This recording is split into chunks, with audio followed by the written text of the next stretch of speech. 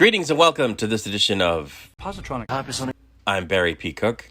The reason you're not seeing my wonderful visage in this video is because I'm a bit under the weather and I'm not able to get to my usual studio space, so I made this an audio-only video. Anyway, I'm here to talk about the latest episode of Star Trek Strange New Worlds, which was called Lift Us Where Suffering Cannot Reach. As it starts, the Enterprise arrives at the Magellan system for a cartographic survey and receives a distress signal from a shuttle which is being attacked and pulled in by a third party. Uhura is apparently doing a security rotation. Pike disables the third party ship and welcomes the occupants of the shuttle aboard Enterprise when they require evacuation. And it turns out that one occupant, a lady named Alora, recognizes Pike from when he was in the system a decade ago as a lieutenant.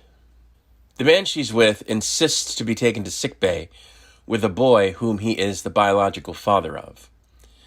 As they arrive there, M'Benga is visiting with his daughter. Alora explains to Pike that the boy is special as he's about to ascend the throne of Magellan and that the attack on them was an attempt to abduct the child. She further explains that she'd prefer they not investigate the crashed attacker's ship, but they're going to anyway. Apparently, the Magellans have a peptide regenerating device that prevents anyone implanted with one from becoming ill, or if I'm not mistaken, aging. Their cells do not fully decay, yet they do age, so either I'm wrong or the tech is selective. The away team finds evidence that one of the Magellan's own people is helping the would-be kidnappers. Pike then accompanies Alora home to prepare for the ascension. Spock takes a device that he found on the crashed ship, which would seem to have been intended to dampen the tech in the boy's brain, to the boy's father. Alora discovers a traitor among the palace guard and he runs, but Pike tackles him before he gets injured trying to kill Alora. We see Sam Kirk briefly when he talks to Uhura in the mess as La'an asks her to translate some data she found in the crashed ship. It turns out that M'Benga's daughter could be cured on Magellan, but they're not allowed to share their tech. But they can share their beds, it seems, as Alora puts the moves on Pike, and after they get down, he tells her about his future, and she tells him that if he lived there, he could be fixed of anything that may befall him. Back on Enterprise, Uhura translates the files and learns a bunch about the attackers. The boy finds M'Benga's daughter and they spend some time together. Uhura explains that the attackers seem to be from Magellan, even though they were living elsewhere, at which point they reappear and kidnap the boy by transporter only to destroy themselves and the boy while trying to escape Enterprise's tractor beam. It turns out that the boy's father facilitated the kidnapping, which it turns out wasn't actually a kidnapping, but a ruse to make it seem that the boy had died. Pike confronts Alora about the info she kept from him and asks how one kid could be so important. Una meets with the father and discovers that he was trying to make it so the boy could escape Magellan because his ascension is actually an imprisonment in a chair that drains his life force over time to allow the Magellans to live peaceful, prosperous lives. So there's a mechanism by which they're able to live this way, and the mechanism is fed or powered by the life force of a child. Pike tries to stop the ascension once he learns what it is, but he can't. Pike and Alora have a tense discussion about it, but she's committed to their way of life, and he beams away, vowing to do all he can to do something about their practice, which doesn't seem like it could be much since they're not part of the Federation. The boy's father does give M'Benga some info that will improve his daughter's situation. And that's where the episode ended. I thought it was a good episode of Star Trek. You know, it's what Star Trek should be. They encounter some people on a planet that are doing a thing or going through a thing, and the thing raises moral questions, and the situation is examined. That's Star Trek.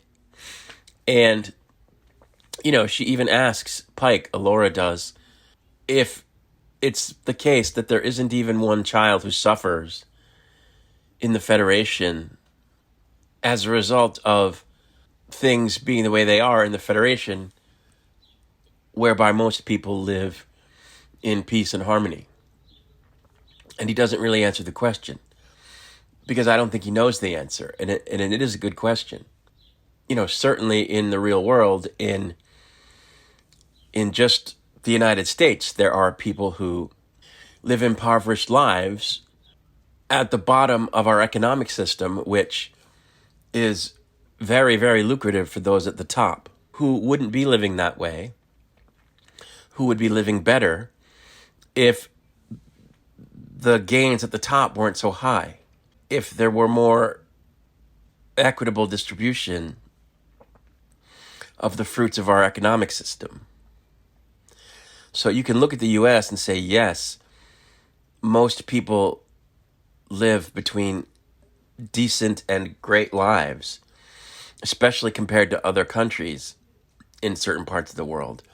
But is it true that in order for that to be the case, other people live in squalor, either here or elsewhere?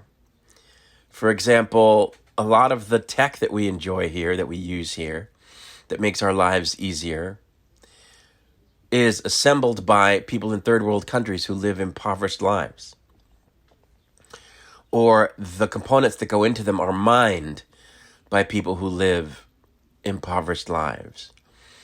So it's an excellent question and an excellent issue for humanity to have to think about, I think. And, even the squeaky clean Federation probably can't claim that somewhere along the line there isn't somebody living a less than great life because of the necessary machinations that have to exist in order to keep the Federation going.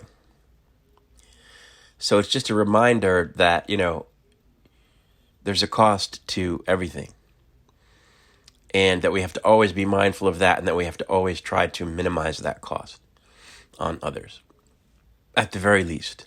So yeah, I thought it was a good episode, and it certainly looked gorgeous as usual.